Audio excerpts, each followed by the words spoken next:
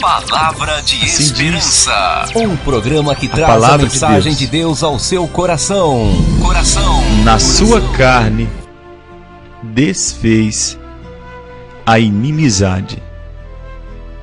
Isto é, a lei dos mandamentos, que consistia em ordenanças para criar em si mesmo dos dois um novo homem, fazendo a paz e pela cruz reconciliar ambos com Deus em um corpo, matando com ela as inimizades.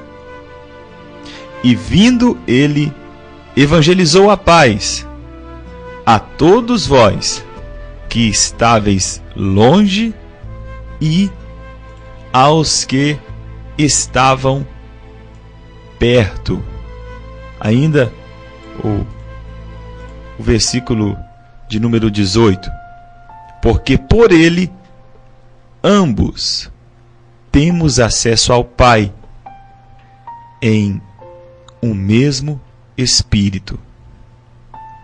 Assim que já não sois estrangeiros, nem forasteiros, mas concidadão dos santos e da família de Deus. Somente esses versículos. O apóstolo Paulo, neste texto, tenta trazer ao coração do povo de Éfeso uma verdade que às vezes é esquecida. E Paulo faz uma retrospectiva ao povo de Éfeso, ao tempo em que eles moravam, ou seja, que eles viviam debaixo dos rituais antigos. Quando eles eram um povo considerado um povo ímpio, um povo que não temia Deus, porque eles não tinham conhecimento da verdade. E no capítulo 2, Paulo fala sobre a graça salvadora, sobre a nossa salvação que não é comprada, mas pelo contrário, ela é dada, ela é um presente. E no versículo 11, ele diz: nunca se esqueçam que antigamente vocês eram pagãos. Vocês eram considerados ímpios, impuros pelos judeus. Embora o coração dos judeus também ainda fossem impuros, porque eles se submetiam a cerimônias e a rituais piedosos, porque eles se circuncidavam, achando que pela circuncisão praticariam a piedade e seriam salvos. O apóstolo Paulo começa a pedir o povo para lembrar. No capítulo 2, no versículo 12, ele diz: naquele tempo, lembrem-se que naquele tempo vocês estavam vivendo completamente afastados de Cristo. Os tempos antigos, em que nós não conhecíamos a palavra, nós andávamos completamente longe de Deus. Nós éramos inimigos de Deus. E Deus não havia prometido nenhum socorro para nós. Estávamos perdidos, estávamos sem esperança. Mas agora nós pertencemos a Cristo. Nós pertencemos a Jesus Cristo. Mesmo que antigamente os nossos caminhos tenham sido caminhos longe de Deus, agora nós fomos trazidos para bem perto de Deus. Nós nos achegamos a Deus através de um recurso. E o que me chama a atenção nesse texto é que Paulo diz que recurso foi esse. Só existe um recurso capaz de aproximar o homem pecador do Deus Santo. Esse recurso é o sangue de Jesus Cristo. Ele disse: mas agora em Cristo Jesus, vocês que estavam longe, agora pelo sangue de Cristo, chegaste perto. Meu amigo, talvez você esteja vivendo uma vida longe de Deus. Talvez seus planos e projetos não tenham Deus dentro dele. Talvez sua família viva uma vida tão tranquila que você nem se lembra que Deus existe. Você está longe dele. Isso acontece por causa do pecado. Porque o que faz separação entre Deus e o homem é o pecado. Mas existe um meio, existe um recurso, existe um caminho que nos faz aproximar de Deus. E esse caminho é o sangue de Jesus Cristo. O escritor aos Hebreus, ele diz: tendo, pois, ousadia para entrar na presença de Deus. Ele fala dessa palavra ousadia, que é o contrário da covardia. Alguém ousado é alguém corajoso, é alguém que não teme qualquer coisa. O apóstolo, ou melhor, o escritor dessa carta, ou melhor, escrevendo ao povo de Éfeso, ele diz: temos ousadia e acesso com confiança pela nossa fé nele. Em Hebreus, ele diz, o escritor aos Hebreus diz que nós devemos entrar dessa forma pelo sangue. O sangue de Jesus. É com este sangue que nós entramos através do véu aspergidos pelo sangue de Jesus. Nós temos acesso ao lugar santo dos santos. Meu amigo, minha amiga, ouvinte deste programa, você que acompanha essa programação, antigamente, para perdoar o pecado de alguém, era preciso matar um animal. Era necessário matar um animal e aquele sangue substituía o sangue do pecador. Porque a sentença do pecado era derramar sangue, ou seja, era morte, porque o sangue é vida. Mas Jesus vem e morre na cruz sendo o Cordeiro de Deus que tira o pecado do mundo. Agora, nós não precisamos mais oferecer todos os dias um cordeiro. Nós já temos um sacrifício que vale por todos. E em Hebreus capítulo 9 você pode ver isso. E no capítulo 10, o escritor ainda diz que é impossível que o sangue de touros e de bodes tire pecados. Há quantas pessoas aí derramando sangue de bodes? Talvez você vá frequentar algum tipo de religião em que eles vão pedir para você uma galinha, vão pedir para você um bode, um cabrito, sangue de galinha preta. Olha, meu amigo, existe um sangue mais poderoso do que o sangue de um bode, do que o sangue de um cabrito, do que o sangue de uma galinha preta. Esse sangue é o sangue que foi derramado na cruz do Calvário, o sangue do Senhor Jesus Cristo. Estes sacrifícios que são colocados nas encruzilhadas são ofertados para espíritos que se manifestam como anjos de luz, mas que a Bíblia chama de demônios. São ofertas feitas a entidades demoníacas. E elas recebem essas ofertas porque elas querem imitar a Deus, querem receber sacrifícios.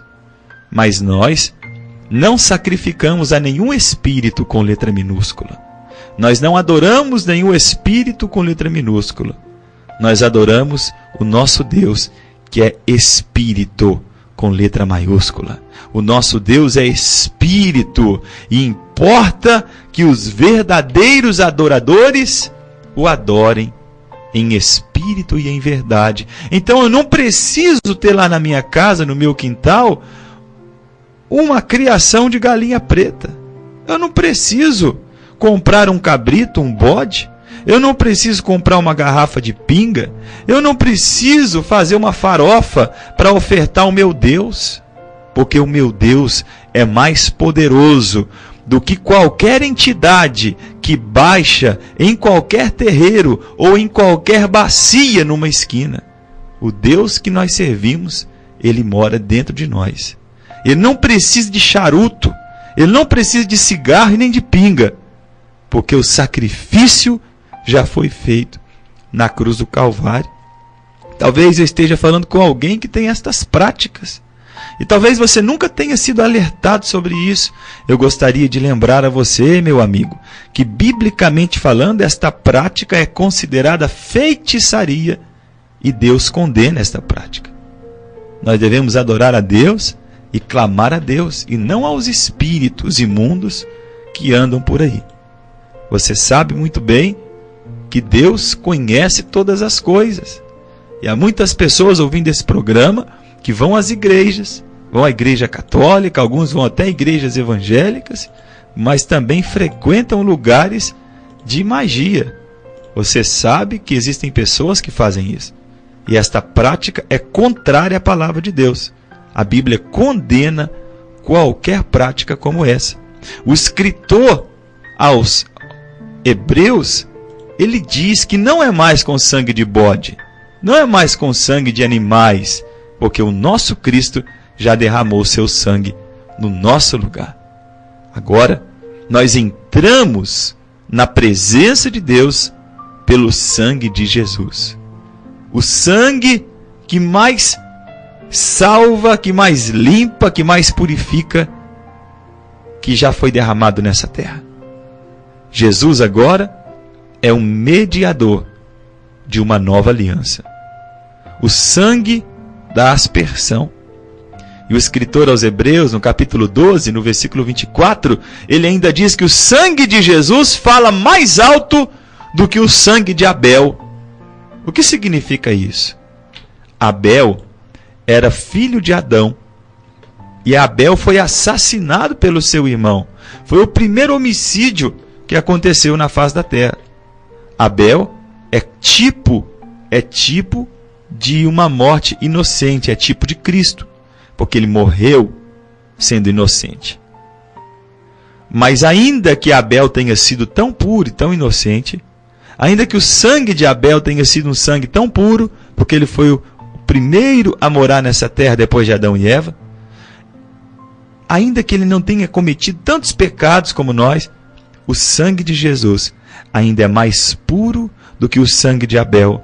E o sangue de Jesus, por ser tão puro, ele tem mais poder e mais autoridade. É por isso que nós entramos na presença de Deus através do sangue.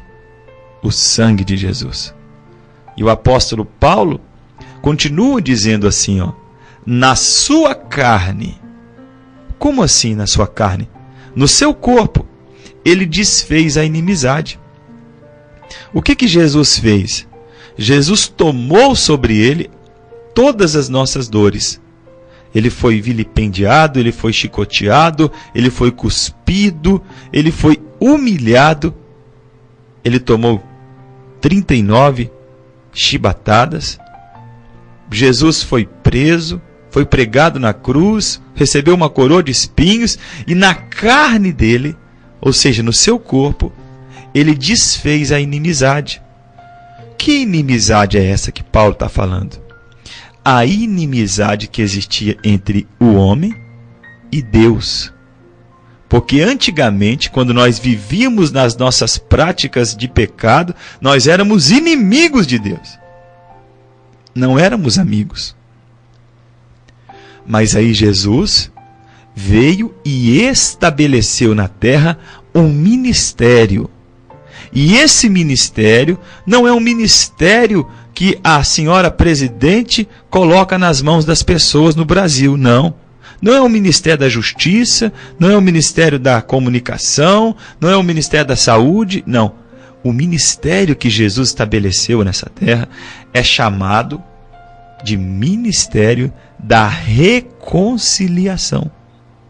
Dentro da justiça brasileira, quando há um problema, uma lide, quando há uma desavença entre vizinhos, entre parentes, até mesmo entre marido e mulher, existe um instituto chamado reconciliação ou conciliação.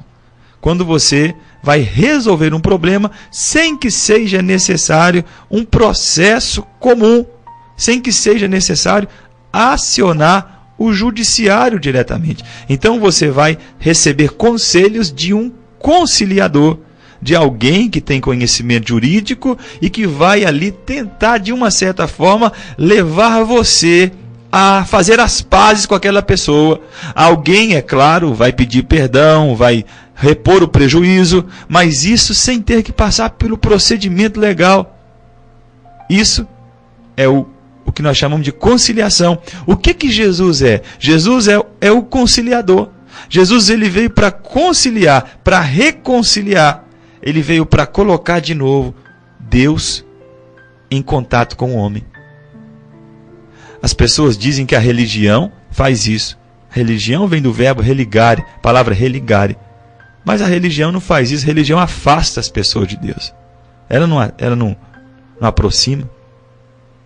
A religião é a causa das guerras, da dificuldade, dos problemas, da miséria no mundo.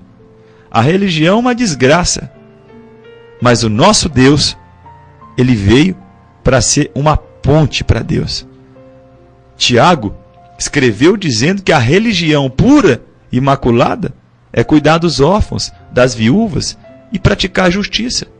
É isso que é religião.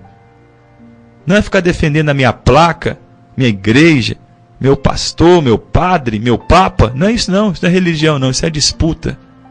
Religião é amar o próximo. Isso é religião verdadeira. Isso é religare. Mas a religião que nós conhecemos hoje como religião, isso se chama denominacionalismo. Isso não é religião. É cada um defendendo seu partido. Não foi isso que Jesus veio fazer. Jesus veio para religar o homem. Ele é esse conciliador. E Paulo escreve ao povo de Éfeso dizendo que na carne dele ele desfez. O que é desfazer? É apertar Ctrl e Z no teclado do seu computador. Você desfaz o procedimento errado. Foi isso que Jesus fez. Ele desfez, ele deu um Ctrl e Z na história do homem. Ele reconciliou ele. Não precisa mais de leis e mandamentos. Não precisa mais de ordenanças. Agora, ele fez um novo homem. Tanto judeu como gentio. Tanto filho de Abraão como filho do Jorge. Não importa o sangue que você tem. Não importa se você é italiano, brasileiro, se você é chinês, japonês, holandês ou judeu. O que importa é que agora, em Cristo, nós podemos chegar a Deus. Porque ele nos fez um novo homem. Agora não é mais inimizade. Agora não é mais guerra. Agora ele fez outro procedimento. Ele produziu dentro de nós a paz. A paz é a ausência de guerra. Então alguém que vive com Cristo é alguém que vive em paz. E ele diz no versículo 16, e pela cruz, preste atenção nesse versículo, e pela cruz, ou seja, o instrumento que ele usou, a ferramenta que ele usou, foi a cruz. Para você apertar um parafuso, você usa uma chave de fenda. Para você segurar com mais força um arame, ou para enroscá-lo um pouco mais, você usa um alicate. Para você conduzir a energia de um cômodo para outro da sua casa, você usa um fio de cobre. Para você carregar água que está armazenada aí no seu quintal, dentro desta caixa d'água, para jogar no chão, você usa um balde. Este é o instrumento que você usa. E qual foi o instrumento que Deus usou, que Jesus usou? Foi a cruz. É na cruz que judeus gregos, brasileiros, japoneses, se tornam um. Eles são reconciliados em Deus, em um corpo. Agora, o que me chama a atenção nesse versículo, e que é extraordinário nesse texto de Paulo, é o verbo que ele usa no final do versículo 16. Jesus pegou a cruz e fez dela um instrumento de reconciliação. Ele reconciliou tanto judeus como gentios, colocando eles num só caminho, que é Jesus, eu sou o caminho, a verdade e a vida. Ou seja, tanto um judeu como um brasileiro precisa ir a Jesus para chegar a Deus. Não dá para você ir a Jesus por Maria, sem passar por Jesus. Ou melhor, não dá para você ir a Deus por Maria. Eu vou repetir, presta atenção. Não dá para você ir a Deus por Maria. É preciso passar em Jesus. Maria não é caminho. Jesus é que é caminho. Maria nunca disse eu sou o caminho. Você precisa ler a Bíblia e não ouvir apenas o que o povo diz. Maria nunca disse que é caminho. Jesus é quem é o caminho. Maria apontou o caminho. Maria mostrou quem é o caminho, Jesus. Mas ela nunca se autodeclarou caminho. Ela não é medianeira. Ela era a mãe de Jesus. Agora Jesus é o caminho. Quando você vai a Deus, você precisa ir em Jesus. Quem derramou o sangue na cruz? Foi Jesus. Quem foi pregado na cruz? Foi Jesus. Jesus é o caminho. Quando você vai até Jesus, você enxerga a cruz. E a cruz é o instrumento de reconciliação do homem a Deus. E por fim, terminando nessa manhã, Jesus fez algo muito interessante com a cruz. O que Jesus fez? Jesus usou a cruz para matar. O quê? Jesus usou a cruz para matar? Isso, eu vou provar para você na Bíblia. Jesus usou a cruz para matar as inimizades. Que coisa maravilhosa! Ele usou a cruz para matar as inimizades. Ou seja, todas as brigas e guerras e problemas que existiam antes de Cristo, quando a pessoa compreende, quando a pessoa reconhece, entende qual é o sentido da morte de Cristo, todas as dificuldades são convergidas para a cruz. E na cruz, elas são eliminadas. As inimizades são eliminadas, porque nós somos um só em Cristo. Agora em Cristo, nós vamos chegar a Deus. Não pela nossa obra, mas pela obra dele. Por isso, pela graça nós somos salvos. Não pelas obras, é por meio da fé. E isso não vem de nós, é dom de Deus, é presente de Deus, para que ninguém se glorie. Meu amigo, esse Cristo está vivo. Ele não está morto. Ele está vivo. E hoje mesmo, Ele está te convidando para se achegar a Ele, para que através dele você possa ter toda a inimizade do pecado arrancada e que pelo perdão, através do sangue que Ele derramou, você possa se achegar a Deus e assim ser salvo. Que o Senhor te abençoe nesse dia e que possamos ser um através da cruz, em nome de Jesus. Que Deus te abençoe.